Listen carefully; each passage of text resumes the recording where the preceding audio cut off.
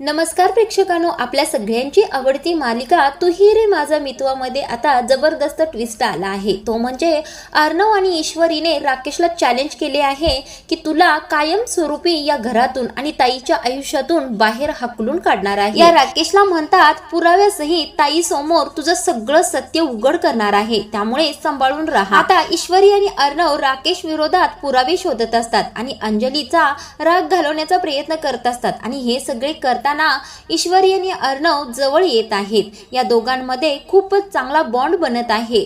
अर्णवने ईश्वरीवरचा राग मागे सारला आहे आणि ईश्वरी सोबत चांगलं राहायला सुरुवात केली आहे। तर प्रेक्षकांनो, आजच्या भागामध्ये इथे अर्णव खूपच निराश झालेला असतो, कारण अंजली त्याच्याबरोबर बोलत नसते।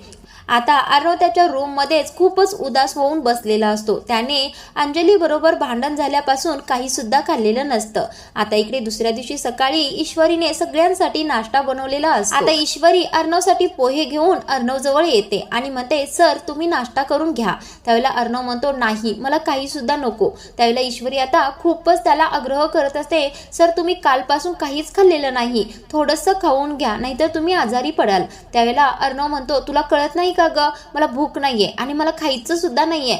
इकडे माझ्या ताईने काही सुद्धा खाल्लं नसेल आणि तिला सोडून मी असं कसं खाणार बरं। आता ईश्वरी अर्णवला बराच आग्रह केल्यानंतर अर्णव काही ऐकत नाही आणि ईश्वरी सुद्धा आता शांत बसते। आता इकडे अंजली तिच्या रूम मध्ये सगळं काही आवरून बसलेले असते आणि तिचं कान भरण्याचं काम मामी आणि हा राकेश करत असतो। या मामी आणि राकेशचं सत्य एक ना एक दिवस मालिकेत सगळ्यांसमोर येणार आहे हे नक्की। या दोघांची फजिती पाहताना सगळ्या प्रेक्षकांना खूपच मजा येणार आहे।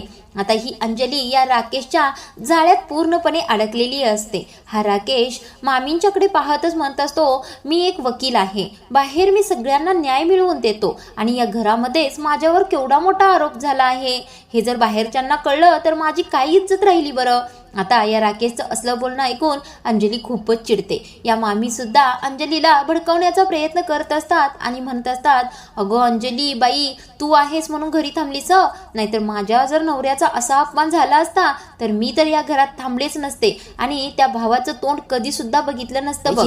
आता या मामी आणि राकेश या अंजलीला चांगलंच भडकवत असतात आणि अंजली सुद्धा खूपच रागामध्ये असते। तेवढ्यातच ईश्वरी दबकतच त्यांच्या रूम मध्ये येते आणि अंजली जवळ येते आणि म्हणते, ताई नाश्ता करून द्या। त्यावेळेला अंजली ईश्वरीकडे पाहत सुद्धा नाही आणि म्हणते, मला नकोय नाश्ता, घेऊन जा इथून पहिल्यांदा। त्यावेळेला ईश्वरी म्हणते, अहो ताई असं काय करताय, दोन जीवाच्या आहात तुम्ही, तुमच्या पोटातील बाळासाठी तरी नाश्ता करून घ्या, कुठेपर्यंत तुम्ही उपाशी राहणार आहात। आता ईश्वरी असं बरंच काही चांगलं अंजलीला सांगत असते, पण अंजली भयंकर रागामध्ये असते। या राकेश आणि मामींची चांगलीच खुणवा चाललेली असते।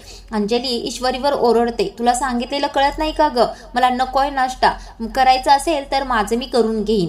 त्यावेळेला आता ईश्वरी म्हणते, ताई तुम्ही असं करू नका, अर्णव सरांनी कालपासून काही सुद्धा खाल्लेलं नाहीये, तुमच्या काळजीपोटी ते उदासच बसले आहेत आणि सारखी काळजी करत आहेत, त्यांची तब्येत बिघडेल आणि तुमची सुद्धा बिघडेल। अंजली ताई प्लीज हे पोहे खाऊन घ्या, तुम्हाला खूपच बरं वाटेल। त्यावेळेला आता राकेश म्हणतो, तुम्हाला कळत नाही का, तिला नाही खायचंय नाश्ता तुमच्या हातचा, जा तुम्ही खाऊन घ्या। त्यावेळेला आता राकेश त्या अर्णव विषयी बोलायला सुरू करतो आणि म्हणतो, आता हा राकेश अर्णव विषयी अंजलीच्या मनात भडकवायला सुरू करतो। म्हणत असतो, या अर्णवने काहीतरी गुपचूप खाऊन घेतला असेल आणि या सांगत आहेत काही खाल्लेलं नाही म्हणून, उपाशी तर माझी अंजली आहे इथे, तिने कालपासून काही सुद्धा खाल्लेला नाहीये, त्यामुळे तुम्ही तुमचे हे पोहे परत घेऊन जा, नाटक करू नका, माझ्या अंजलीची काळजी घ्यायला मी खंबीर आहे।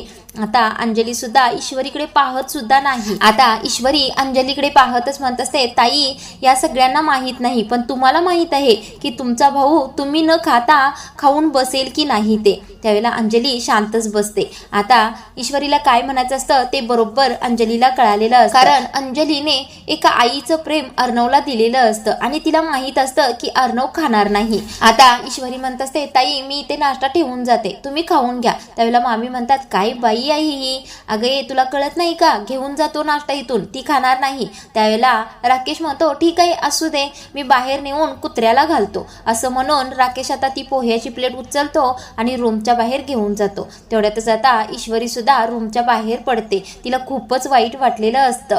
आता मामी लगेच अंजलीला म्हणतात मी आलेच ग, असं म्हणून लगेच ईश्वरीच्या पाठीमागे येतात आणि ईश्वरीला टोमणे मारायला सुरू करतात. ईश्वरीला म्हणतात काय ग, जिरली का तुझी आता? जी अंजली, तुझी स्तुती करता करता थकत सुद्धा नव्हती. तुझ्या हातचं काहीतरी खाण्यासाठी सतत मागणी करायची, त्याच अंजलीने आज तुझ्या हातचे पोहे खाण्यासाठी नकार दिला आहे.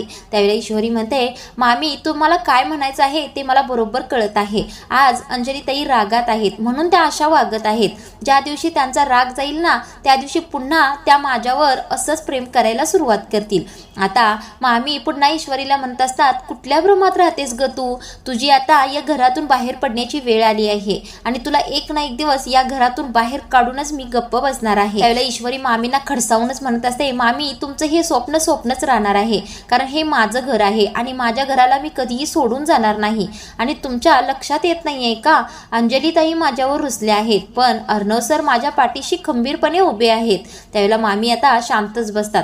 आता आणखीन काहीतरी मामी बोलणार, एवढ्यातच ईश्वरी म्हणते तोंड बंदच ठेवायचं, इथून पुढे माझ्या पुढे काही सुद्धा बोलायचं नाही, हे माझं घर आहे हे लक्षात ठेवायचं. असं म्हणून ईश्वरी तेथून निघून जाते. आता या मामींना भयंकर राग आलेला असतो. आता ईश्वरीला मात्र काहीच खाल्लेलं नसतं म्हणून सतत चक्कर येत असते. किचनमध्ये जाते आणि थोडंसं पाणी पिते. इकडे आता ईश्वरीची आई नम्रताला विचारत असते नम्रता काल डोहाळे जेवण कसं झालं, सांगितलंच नाहीस ग? त्यावेळेला नम्रता म्हणते अगं नाही आई, डोहाळे जेवण करण्यासाठी खूपच वेळ लागणार होता म्हणून मी कार्यक्रम होण्या अगोदरच घरी निघून आले होते, कारण इशू आणि जिजू बाहेर गेले होते आणि अंजली ताईने हट्ट धरला होता की ते दोघे आल्याशिवाय मी कार्यक्रम करणार नाही. आता ईश्वरीची आई म्हणते अगं नमू काय बोलतेस तू, जावई बापू आणि ईश्वरी बाहेर गेले होते का, कुठे गेले होते बरं? त्यावेळेला नम्रता म्हणते अगं ते दोघे पुण्याला गेले होते, जिजूंच्या मित्रांचा ऍक्सिडेंट झाला होता ना म्हणून. त्यावेळेला ईश्वरीची आई म्हणते ते दोघे तर.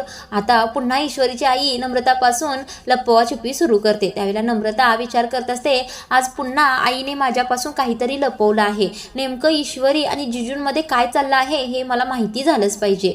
आता प्रेक्षकांनो इकडे राकेश कुत्र्याला घालतो पोहे म्हणून बाहेर घेऊन आलेला असतो आणि स्वतःच खात असतो. हे पाहते ईश्वरी. आता या राकेशला हे पोहे इतके आवडलेले असतात की खातच म्हणत असतो किती छान पोहे बनवलेत माझ्या इंदोरी जिलेबीने. त्यावेळेला आता त्याला ठसका लागतो. आता ईश्वरी पुढे येते आणि म्हणते गल्लीतल्या कुत्र्यांना सुद्धा खाता ठसका लागतो वाटतं. त्यावेळेला राकेश चिडून म्हणतो ए काय बोलतेस, तुला कळतंय का मी काही कुत्रा आहे का? त्यावेळेला ईश्वरी म्हणते का तुम्ही तेथून तर पोहे घेऊन कुत्र्याला घालण्यासाठी आला होतात ना, मग आता स्वतःच खात आहात का? हां बरोबर आहे, तुमची सुद्धा लायकी कुत्र्याप्रमाणेच आहे, तुम्ही सुद्धा एका कुत्र्याच्या मापातीलच आहात. त्यावेळेला तो राकेश खूपच ईश्वरीवर चिडतो आणि अंगावर धावून जात असतो. त्यावेळेला ईश्वरी म्हणते लांबच राहायचं, अजिबात जवळ यायचं नाही. आता या राकेशला सुद्धा ईश्वरी काही कमी बोलत नाही. हा राकेश शांतच बसतो. आता ईश्वरी पुन्हा अर्णवकडे आलेली असते आणि म्हणत असते सर तुमचं डोकं दुखत आहे का? आता इकडे अर्णव त्याच्या रूममध्ये स्वतःचं डोकं धरून बसलेलं असतो. आता त्याने काहीच खाल्लेलं नसतं म्हणून त्याचं डोकं दुखायला लागलेलं असतं. ते पाहून ईश्वरी म्हणते सर तुमचं डोकं दुखत आहे का? तुम्ही काहीच खाल्लं नाही कालपासून म्हणून तुमचं डोकं दुखत आहे. सर प्लीज तुम्ही काहीतरी खाऊन घ्या.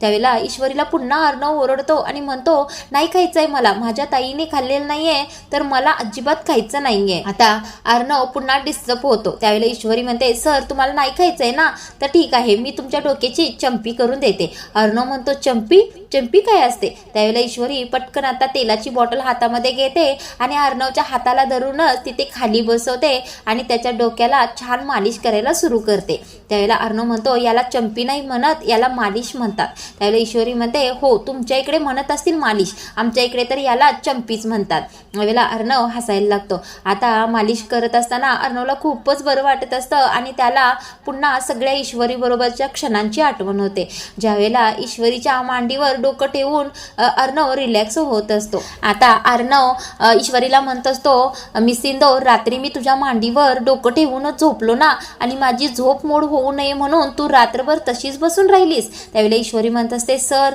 तुम्हाला जर कायमच अशी झोप लागणार असेल तर रोज रात्री अशी बसूनच झोपायला तयार आहे, कारण तुम्हाला आधार दिल्यानंतर मला खूपच बरं वाटतं. त्यावेळेला अर्णव सुद्धा थोडासा स्माईल करत असतो. आता ईश्वरी म्हणत असते सर तुम्हाला माझ्या मांडीवर झोपायला आवडतं का? त्यावेळेला अर्णव सुद्धा हो म्हणता म्हणताच थांबतो. आता इथे ईश्वरी आणि अर्णव जवळ येत आहेत हे दाखवलं आहे. आता अशी मालिश चाललेली असते तेवढ्यातच हॉलमधून आजींचा आवाज येतो, अरे अर्णव अर्णव थोडा खाली येतोयस का? आता अर्णव सुद्धा रूममधून हो हो आलो असा आवाज देतो आणि पटकन आजी का बोलवत आहे हे पाहण्यासाठी हॉलमध्ये येतो. हात पुसते आणि लगेच अर्णवच्या पाठीमागे धावत येते. आता इकडे हॉलमध्ये अर्णवच्या ऑफिसमधील काही लोक आलेली असतात आणि त्यांच्या पुढे एक मशीन असतं. आता ते मशीन असतं अर्णवच्या आईचं. आता इथे आजी म्हणत असतात हे मशीन तुम्ही इथे का घेऊन आला आहात बरं? अर्णवला माहिती आहे का? त्यावेळेला अर्णव खाली येतो. त्यावेळेला ती माणसं म्हणत असतात हो हो सरांनीच सांगितलं आहे ते मशीन घरी आणण्यासाठी. त्यावेळेला अर्णव म्हणतो नाही नाही मी नाही सांगितलं तुम्हाला. त्यावेळेला ईश्वरी म्हणते अहो सर तुम्ही नाही मी सांगितलं होतं ते मशीन घरी आणण्यासाठी.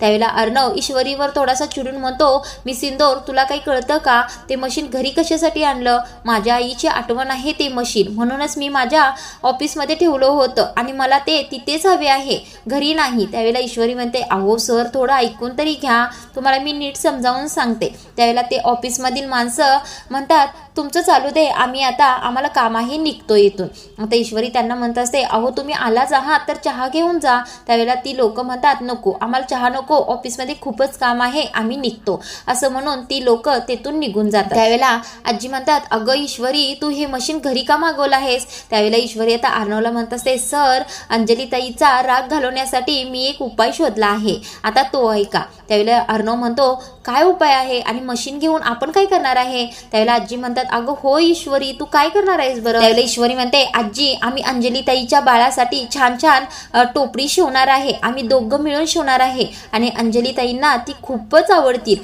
आणि अर्णव सरांनी स्वतः डिझाईन केलेली टोपडी घालण्यासाठी अंजली ताईंना खूपच आवडेल आणि त्यांचा राग सुद्धा निघून जाईल. आता आजी सुद्धा हसत म्हणतात खूपच छान आयडिया आहे हा ईश्वरी तुझी, करा करा तुम्हाला काय करायचंय ते करा आणि अंजलीचा राग लवकरच दूर होईल असं म्हणून आजी तेथून निघून जातात. आता अर्णव ईश्वरीला म्हणत असतो मी सिंदूर तुला काही वेळ लागला आहे का? अंजली ताई खूपच रागात आहे आणि हे असलं काही करून माझ्यावरचा राग सोडून देईल का? त्यावेळी ईश्वरी म्हणते का नाही सोडणार बरं? एवढा मोठा हा त्यांचा भाऊ स्वतःहून त्यांच्या बाळासाठी कपडे बनवत आहे पाहून त्यांना खूपच आनंद होणार आहे.